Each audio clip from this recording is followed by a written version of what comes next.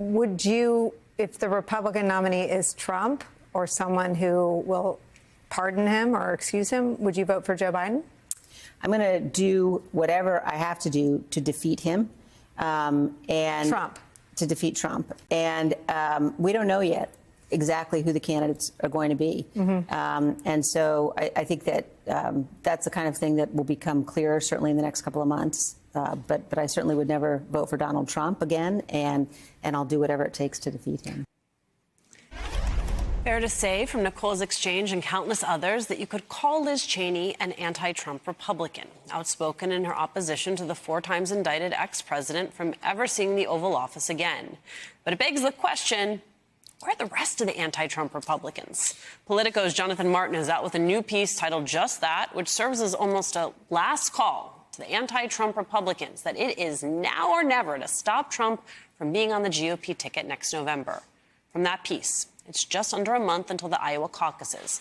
There's a striking lack of urgency among Republicans who do not want to see Trump renominated. There's resignation, rationalization, despair, and even denial. Yet there is little action. We are back with Michael and with Basil. Michael Steele, this is the question we come back to again and again. You ran this party. You have watched this party change. I do wonder what you make of this sort of like last call energy. Is this the last call?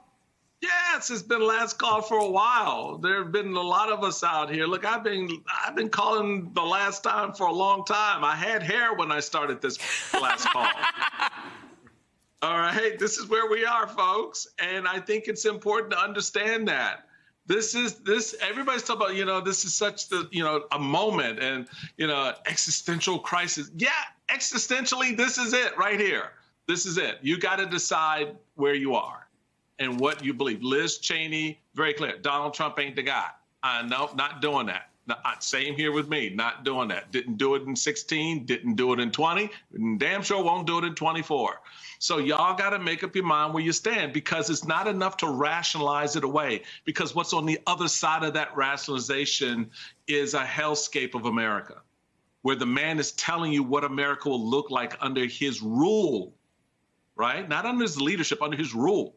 Concentration camps in Texas for migrants and immigrants. A Justice Department that goes after his political opponents.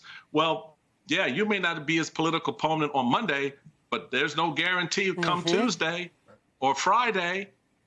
You got to watch what you say. So you want to live in a world in which you can't criticize the president when he puts forth a policy that's ass backwards or harms American citizens?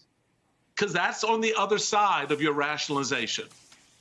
So, yeah, this is the moment, and Jonathan Martin's got it exactly right. You got to stand up or just deal with what comes next. Well, one of the contours I think is also different in this moment is this conversation about endorsements, right? That is something that is in focus right now. I want you to take a look at what Senator Romney said about potentially coming out and endorsing a candidate. Quote, "It's a depressing indication of our polarized times that Senator Mitt Romney and former Rep. Liz Cheney could only hurt DeSantis, Haley, and Christie by publicly rallying to their side." Do you think that's right, that now that the Republicans who are out there, who are never Trumpers, coming and supporting a Haley, a Christie, is not actually an asset when you talk about Republican-based voters? To a point. I mean, look, from a party perspective, and Michael knows this better than I, but from a party perspective, I had always said, where are the large donors? Because if they have an opportunity to sort of come together, collude, if you will, and say, no, we need to support somebody else other than Trump, that you would bring some folks with them.